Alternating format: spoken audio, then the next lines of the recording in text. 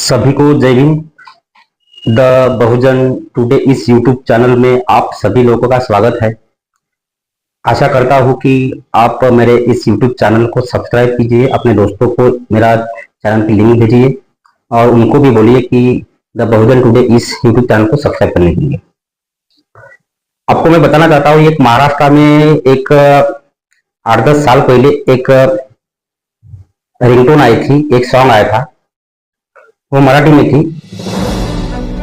तुम्ही कितीही लावा शक्ती, तुम्ही कितीही लढवा युक्ती, तुम्ही कितीही करा हल्ला, होईल मजबूत भीमाचा किल्ला।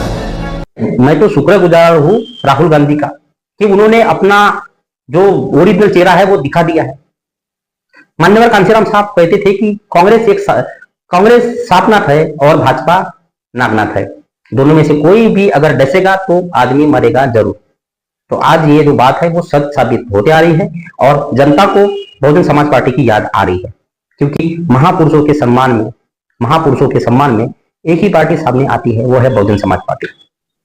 आप लोगों को मनु का भारत चाहिए या सम्राट अशोक का भारत चाहिए? क्योंकि मनु की जो भारत है उसके ऊपर राष्ट्रवादी कांग्रेस, अजित पवार गढ़, शिंदे गढ़, उद्धव ठाकरे, भारतीय जनता पार्टी और कांग्रेस भी चल रही है। और सम्राट अशोक का भारत बनाने का जो जिन्होंने ठाना है, जो बहुजन समाज पार्टी की जो स्थापना हुई है कि मुझे सम्राट अशोक जैसा भारत बनाना है, तो आपको सम्राट अशोक का भारत चाहिए या मनु का भारत चाहिए? तो ये जो लड़ाई है ये हमारे हक और अधिकार की लड़ाई है, हमारे आत्मसम्मान की लड़ाई है। अपना जो वोट है ना, ये कीमती वोट है। इस वोट को सिर्फ बाबा साहब के लिए ही आपको यूज करना है, बाबा साहब के सपोर्ट के लिए, क्योंकि ये जो निशान है, हाथी जो निशान है ना, ये बाबा साहब का निशान है। आपका जो वोट है वो बाबा साहब को जा रहा है, नॉट ने ऐसा मत समझ जाइए कि आपका जो वोट है वो सचिन नारायण जी को जा रहा है, ऐसा नहीं। आपका जो वोट है वो डॉक्टर बी.आर. आम्बेडकर को जा रहा है। तो आपको चुनना है कि आपको हेडगेवार को, अगर आप राजकुमार बडोले को अगर आप वोट दे रहे हो तो इसका मतलब यह है कि आप हेडगेवार को वोट दे रहे हो।